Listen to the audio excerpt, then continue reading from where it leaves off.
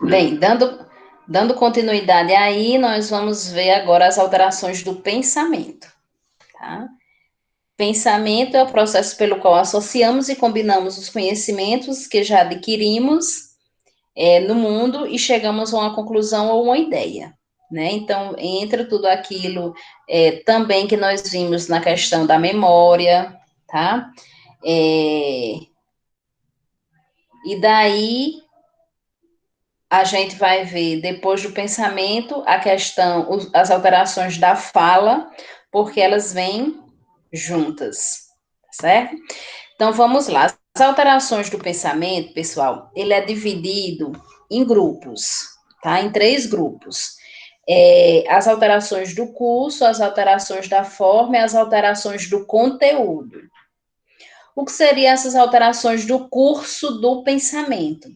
É a forma, aliás, é a velocidade com que o pensamento chega para nós, tá? É a velocidade com que a gente vai assimilando, vai fluindo esses pensamentos, ok? Então, dentro das alterações do curso do pensamento, nós temos a aceleração do pensamento. Como o próprio nome diz, é um pensamento veloz, tá?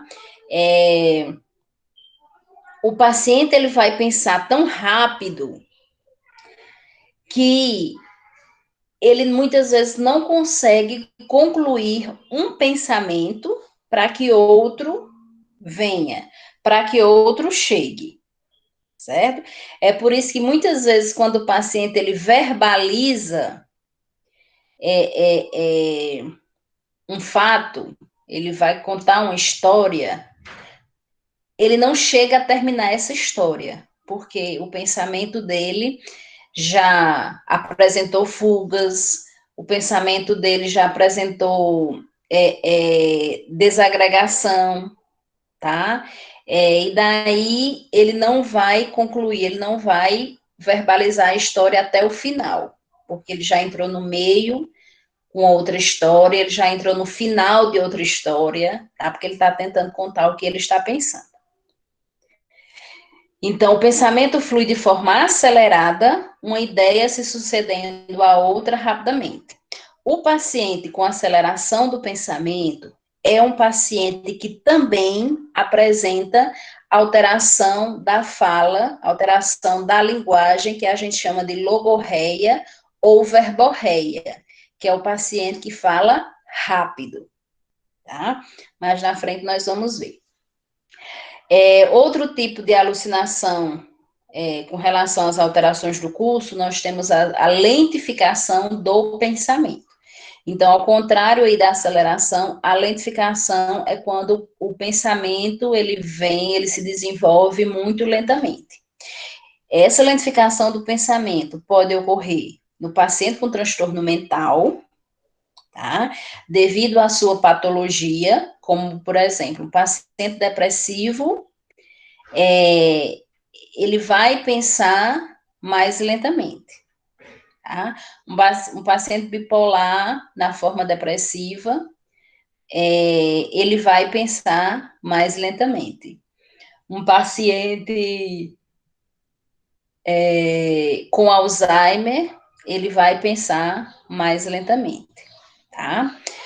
Pode ser também a questão, essa identificação do pensamento, ele pode entrar também dentro do processo normal de envelhecimento, que é quando o paciente, né, que é quando o idoso, vocês vão ver isso no próximo semestre, que é quando o idoso, ele pensa bem lentamente, que muitas vezes ele para o que ele está pensando, depois ele continua com o mesmo pensamento e assim ele vai concluindo de forma bem lenta, tá? Pode ocorrer com pessoas com ansiedade, sim, Eduardo. É, mas isso vai depender de outras sintomatologias que venha junto com essa ansiedade, tá? Porque, por exemplo, né, se essa ansiedade ela for causada por uma fobia, principalmente a fobia social, possa ser que o paciente não apresente a aceleração do pensamento, tá?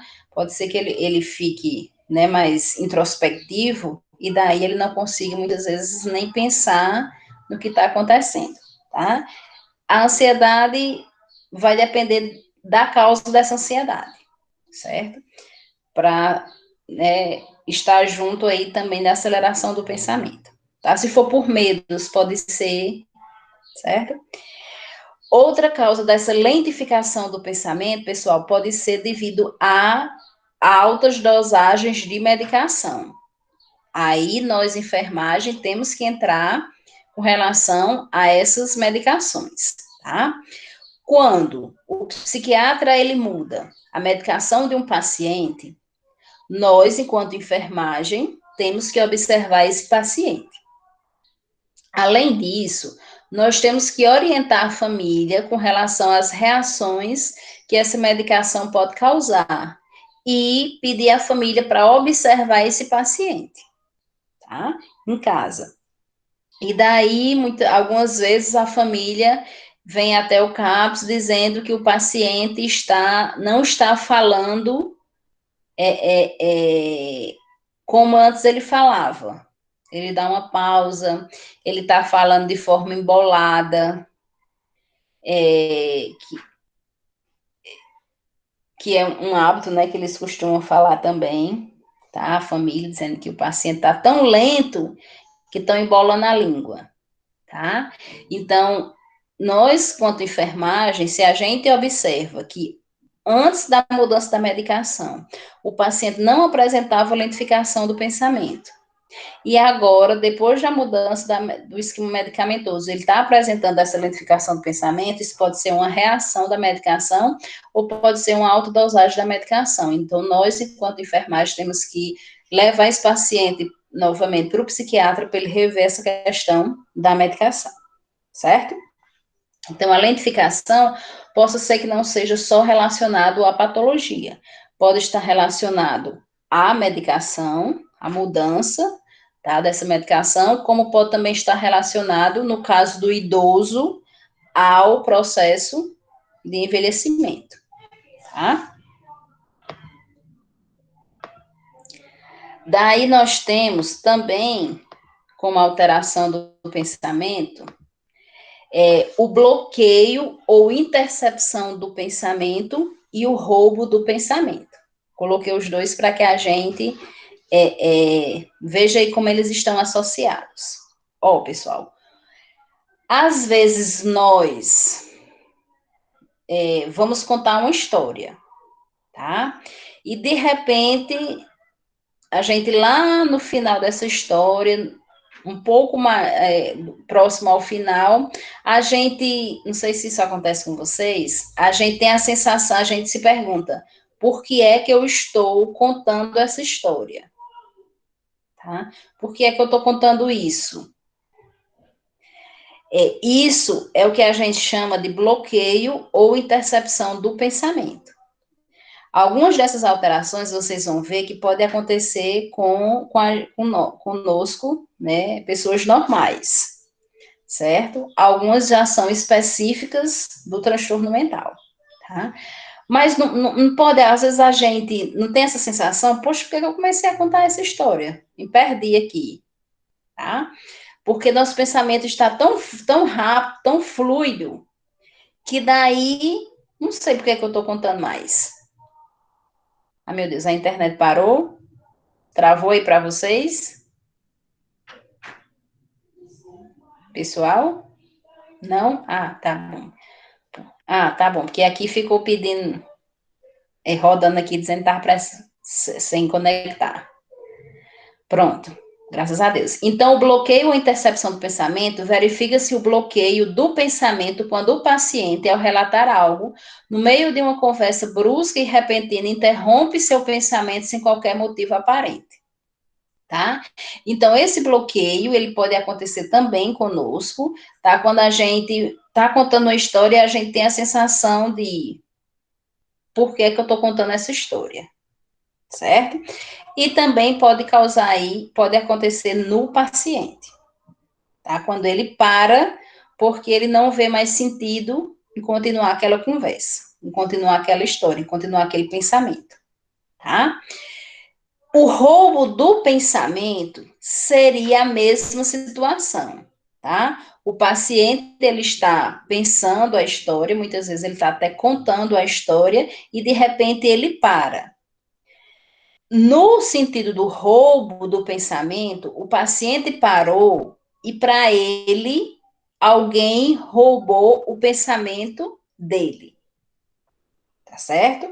Então, veja a diferença. O bloqueio ou intercepção do pensamento é quando o paciente ele para porque ou ele esqueceu a história, porque isso acontece muito na lentificação do pensamento, eles vão contando tão devagar que eles se esquecem, tá?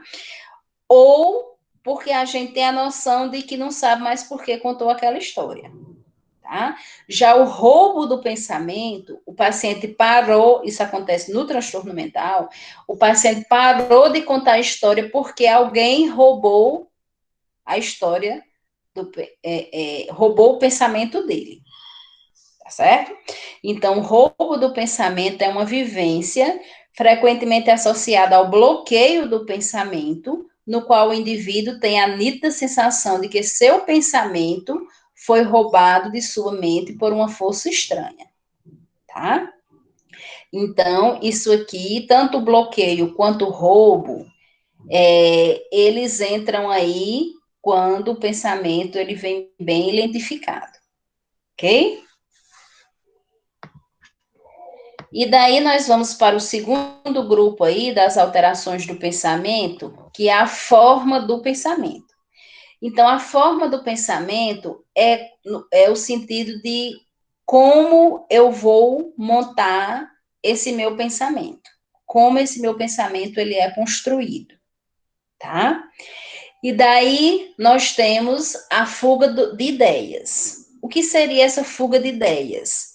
É quando o paciente ele está contando uma história, de repente ele inicia em outra história, e daí ele vai adentrando em outras histórias, tá? Sem um fluxo, tá?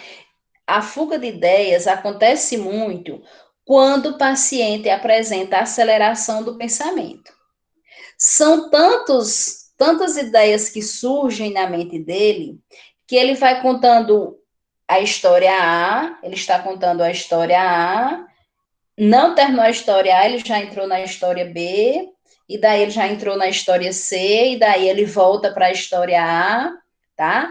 Por quê? Porque ele não consegue concluir com um pensamento tão rápido que ele está tendo, tá?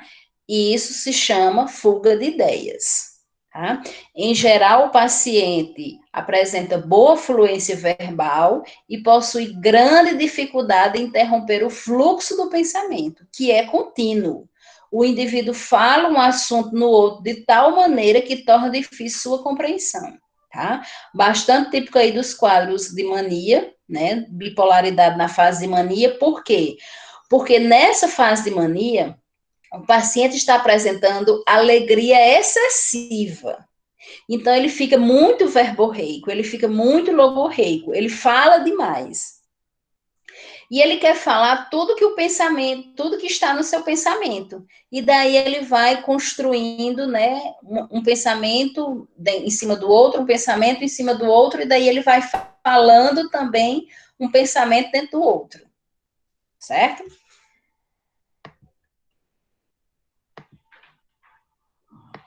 E daí nós vamos para dissociação do pensamento. A dissociação do pensamento, ela é uma consequência da fuga de ideias, onde a sequência do pensamento do paciente, ele vem de forma desorganizada, tá? Não existe aqueles filmes que quando a gente começa a assistir o filme inicia do final e depois ele vai para o começo, tá? Ele vai para o começo, para o meio, e a gente entende o final, que foi o início, não é? Isso no pensamento do paciente é a dissociação do pensamento, tá? A sequência do pensamento, a sequência da história, ela não é uma sequência normal. Início, meio e fim. Na realidade, o paciente ele pode começar a pensar do meio, depois ir para o início, depois ir para o final, tá? É uma história desorganizada, certo? Isso é consequência da fuga de ideias, por quê? Porque o paciente está tão com o pensamento tão acelerado que ele não consegue concluir uma história, tá? Ele inicia outra, depois ele pode voltar para a mesma história, certo? E daí a gente vai observando, né, que não há uma ordem sequencial, que não está falando da mesma história. Por isso que a gente precisa observar o paciente, porque ele está nos contando isso aí, né, o que está vindo no seu pensamento, ok? E nós temos a inibição do pensamento. A inibição do pensamento, né, ela acontece no paciente que apresenta lentificação do pensamento. O paciente, ele pensa tão lentamente que muitas vezes, né, ele esquece do que estava pensando, e daí ele pode ficar repetindo a mesma palavra, a mesma frase, tá? Porque é aquilo onde ele parou, onde o seu pensamento parou, onde o seu pensamento se fixou. Então, a inibição do pensamento, este se apresenta lentificado, pouco produtivo, com pobreza de temas. O indivíduo costuma falar em voz baixa e fica ruminando sempre as mesmas ideias. É uma alteração típica dos quadros depressivos. Então, por que ele fica pensando sempre a mesma ideia? Porque foi aquilo onde a mente dele parou, onde a mente dele se fixou. Nós tínhamos uma senhora, né, ela já era bem senhora mesmo, ela tinha acho que uns 75, 78, por aí, nessa faixa aí. E daí, né, ela era muito apegada a técnica de enfermagem, tá? E daí nós tínhamos o rodízio, né, entre os profissionais, e quando a técnica de enfermagem não ia trabalhar, né, não estava no dia dela, a paciente chegava no CAPS, via que ela não estava, e ela passava o dia todo com pensamento fixo, com inibição do pensamento, onde ela passava o dia todo falando: ela não veio hoje, ela não veio hoje, ela não veio hoje. Ela passava o dia todo, o dia que ela entrava no CAP 7h30, saía às 16 horas, tá? Então ela passava todo esse tempo lá, ela não veio hoje, ela não veio hoje, ela não veio hoje, tá? Isso é inibição do pensamento.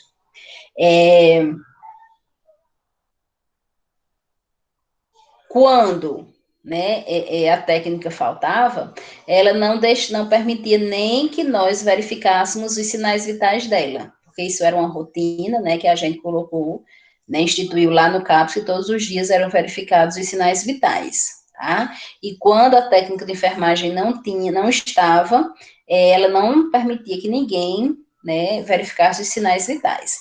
Então, veja, né, voltando aí um pouco para as políticas, veja a importância da equipe multidisciplinar, tá?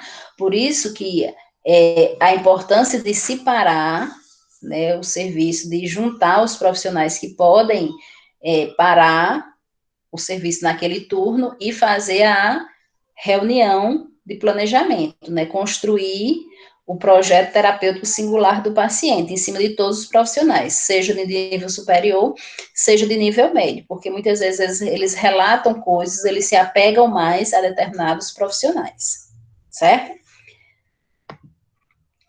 E aí nós temos a desagregação do pensamento. A desagregação do pensamento, pessoal, são coisas sem lógicas, tá? Sem coerência que o paciente apresenta, que ele pensa. Quando ele pensa, ele muitas vezes acaba falando, tá?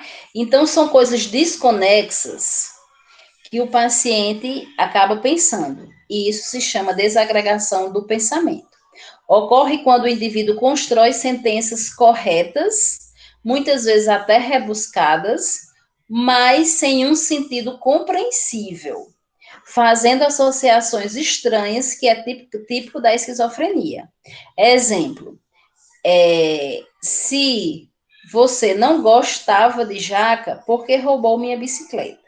Então, você veja, né, que são coisas desconexas. Não tem nada a ver, né, a jaca que roubou a bicicleta, tá? Gostar de jaca e roubar a bicicleta, certo?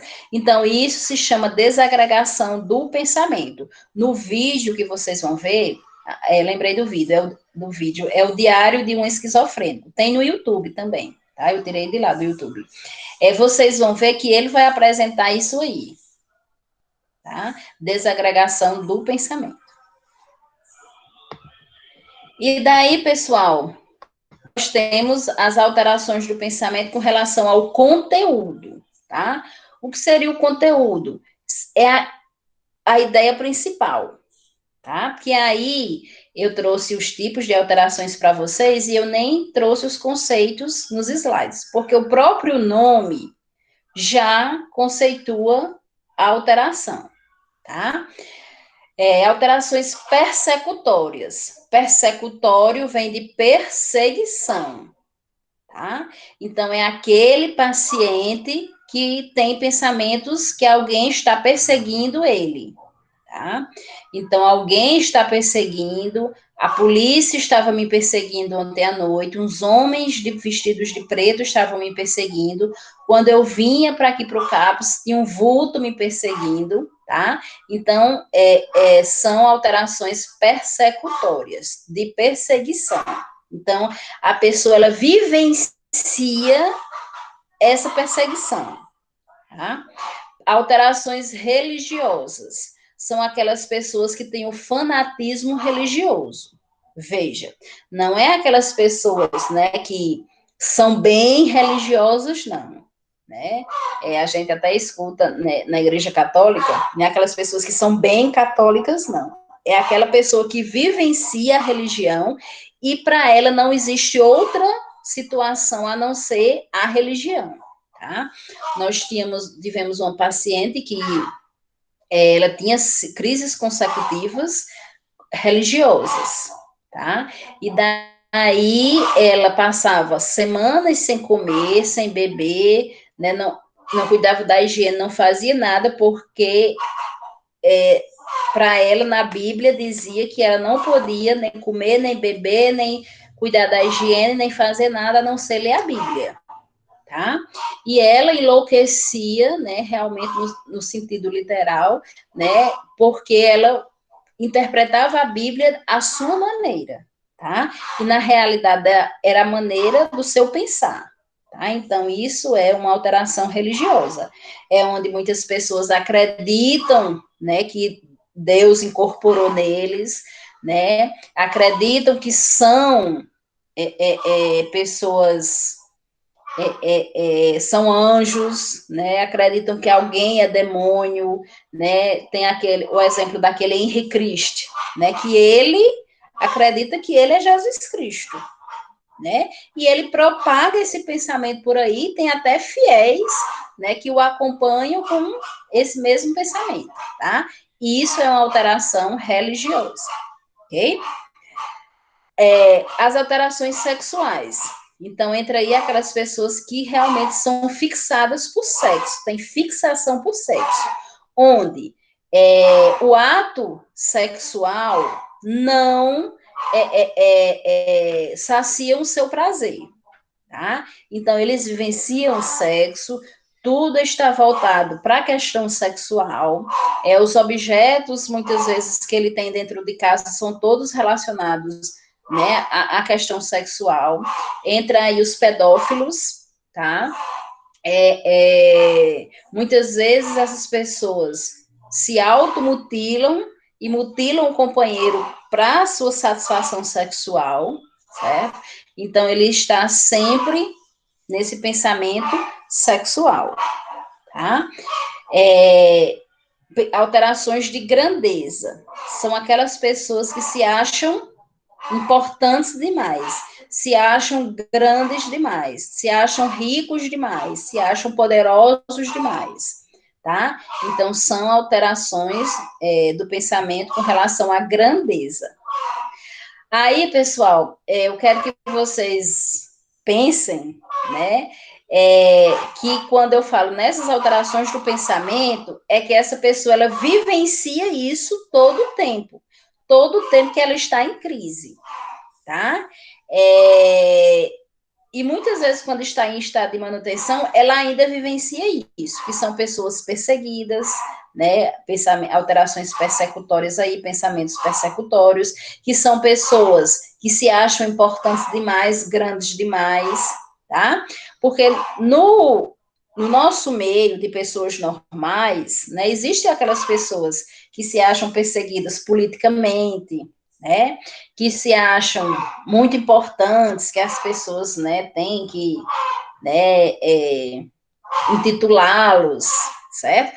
Mas veja que essas não entram como alterações do pensamento, tá? Porque as pessoas falam volta e meia, mas essas alterações do pensamento, a pessoa se fixa nesses pensamentos, tá?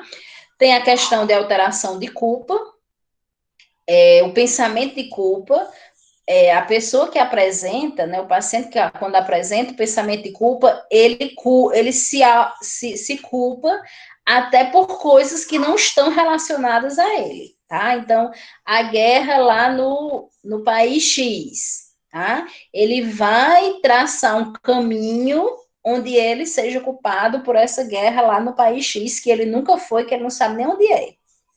Tá? Então, ele vai estar sempre com esse pensamento de culpa. Entra aí, né, a questão da ansiedade, Eduardo. Então, ele vai apresentar essa ansiedade aí, ocasionada aí pela questão do pensamento de culpa. E nós temos o conteúdo dos hipocondríacos, que são aquelas pessoas que vivenciam as doenças, tá? São pessoas que acham, né, que têm a certeza de que estão doentes, e daí eles buscam os profissionais, fazem exames,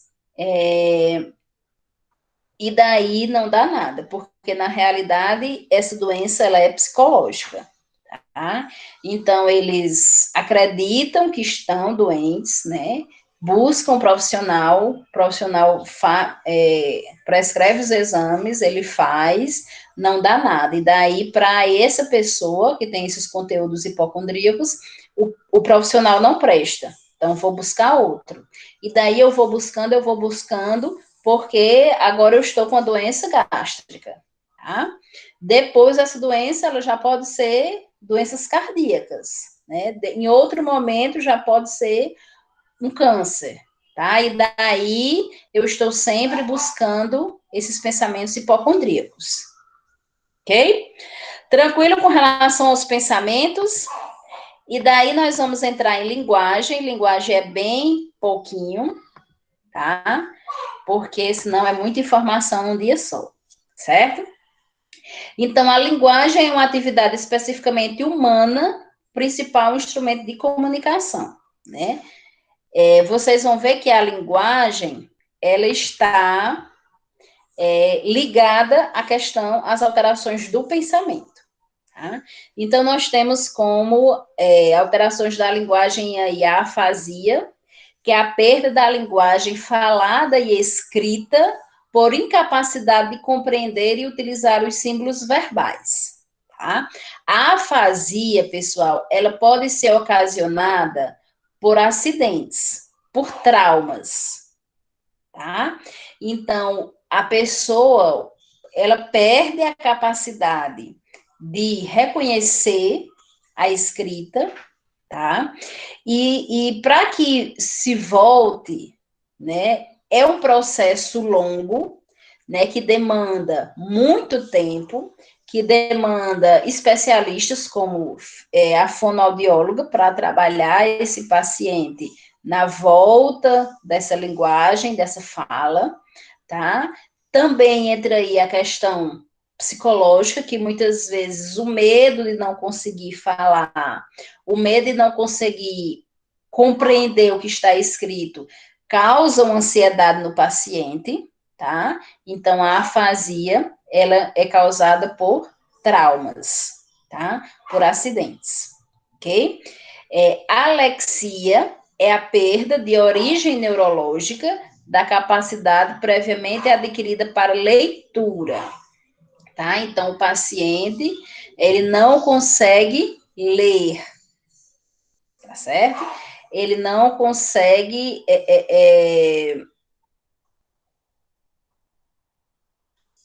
entender o que está escrito, tá? Então, a alexia, pessoal, é de origem neurológica e ela pode ser aí, né, vir com o diagnóstico de retardo mental, onde o paciente com retardo mental, dependendo aí da classificação, ele não vai conseguir adquirir a leitura, ele não vai reconhecer as letras, tá? Ele não vai reconhecer o que está escrito. E isso, mesmo que se trabalhe com esse paciente, ele não vai conseguir captar essa informação, tá? Ele não vai conseguir realmente ler. E nós temos aí a logorreia. Logorreia nós já falamos, né? Logorreia é o mesmo que verborreia. É quando o paciente fala acelerado e compulsivamente. Então, o paciente, quando tem aceleração do pensamento, ele vai apresentar logorreia ou verborreia. Por quê? O pensamento está vindo tão rápido que ele não quer perder nada do que ele está pensando, ele quer falar tudo o que ele está pensando. E daí é onde nós vamos observar, através da fala rápida, né, e compulsiva, que esse paciente está apresentando aceleração do pensamento, porque as ideias estão fluindo rápido, ele está falando rápido. Nós iremos observar que esse paciente está tendo fuga de ideias, porque ele está entrando, contando uma história dentro da outra, e da outra, e da outra, sem terminar nenhuma história. Ele está apresentando desagregação do pensamento, porque não há uma ordem lógica, né, com relação a esse pensar, ok? Outra alteração do pensamento, nós temos a gagueira, que é a repetição de sílabas com dificuldade para dar início e prosseguimento à fala. Tá? Então, a gagueira, ela pode ser de origem da lentificação do pensamento. O paciente, ele pensa tão lento que ele fica repetindo as sílabas, tá? Pode ser ocasionada por ansiedade, onde o paciente, quando ele está exposto a determinadas situações, ele começa a gaguejar. Por exemplo, quem tem fobia social, ele pode apresentar gagueira, tá? Porque para o fóbico social, todas as atenções estão voltadas para ele. Mesmo que ninguém esteja olhando para ele, mas a mente dele interpreta que se ele entrou no ambiente, puf, todos estão olhando para ele, tá? Nós temos a ecolalia, que é a repetição com um eco. Tá? É aquela questão da inibição do pensamento. O paciente, ele fica repetindo a mesma palavra. Paciente, ele fica repetindo a mesma frase. Tá? Como a senhora que eu falei, né? Quando a técnica de enfermagem faltava, estava ausente, né? Então, ela não veio hoje, ela não veio hoje, ela não veio hoje. Ela passava todo dia falando isso aí. Ecolalia, tá? Glossolalia, o paciente usa a linguagem de forma estranha e incorreta, muitas vezes com a criação de novos termos incompreensíveis, que é o neologismo. Crianças, quando elas estão aprendendo a falar, elas também podem apresentar glossolalia, quando elas criam uma nova palavra para o objeto, tá? quando elas modificam letras desse objeto, né, quando elas modificam o nome dessa pessoa, tá? É compreensível para nós, porque a gente vai imaginar que aquilo é isso, certo? Que ele quer falar o nome dessa pessoa, que ele quer estar falando esse objeto, só que ele modifica a forma como se fala. Ele introduz determinadas letras, ele troca letras, tá? Isso é novas palavras com relação ao objeto, né, ou à pessoa. E para a gente encerrar, nós temos o mutismo, tá? Mutismo não é que o paciente seja mudo, na realidade é quando o paciente ele não quer falar, tá? O indivíduo mantém-se mudo, sendo comum em estados depressivos e de esquizofrenia catatônica, tá? O que seria essa esquizofrenia catatônica? É quando o paciente ele para e ele pode passar horas sem se comunicar, olhando para um local fixo, sem nem se movimentar, certo? Isso é esquizofrenia catatônica, tipo estátua. E daí, o mutismo, o paciente, ele fala, certo? Ele não é mudo, só que ele pode passar horas sem falar, ou ele pode só falar quando ele é questionado. Nós tínhamos uma paciente esquizofrênica, tá? Que ela desfiava toda a roupa. Pessoal, era muito interessante. Um short jeans, ela conseguia desfiar toda a roupa, tá? Inclusive, na casa dela, né, a família fez um quarto nos fundos, não era um cárcere privado, porque não era fechado, era aberto. Só que ela permanecia lá porque ela desfiava tanto a roupa que se a família não notasse, ela ficava nua, de tanto que ela desfiava a roupa. Então, às vezes, né, outras pessoas adentram na casa e para não encontrá-la nua, preferiram fazer um quarto lá atrás para que ela ficasse, só que a porta era aberta. Quando ela passou um tempo com a gente lá no campus e assim, nós sempre observávamos as ações, porque quando ela começava a desfiar, então nós já colocávamos oficinas para ela fazer. E por muitas vezes ela parou de fazer porque ela estava com a mente ocupada realizando oficinas, né? Então, ela era do tipo mutista, tá? Ela só falava quando nós falávamos com ela. Então, quando ela chegava, se ninguém desse bom dia, ela não dava bom dia a ninguém. Tá? Se a gente não perguntasse, fulana, quer almoçar? Fulana, vamos almoçar? Fulana, quer alguma coisa? Fulana, isso. Que se ela, né, tivesse que responder, ela não respondia a ninguém, tá certo? Então, isso aí a gente chama de alteração da linguagem mutismo, tá? Tranquilo, pessoal, por hoje?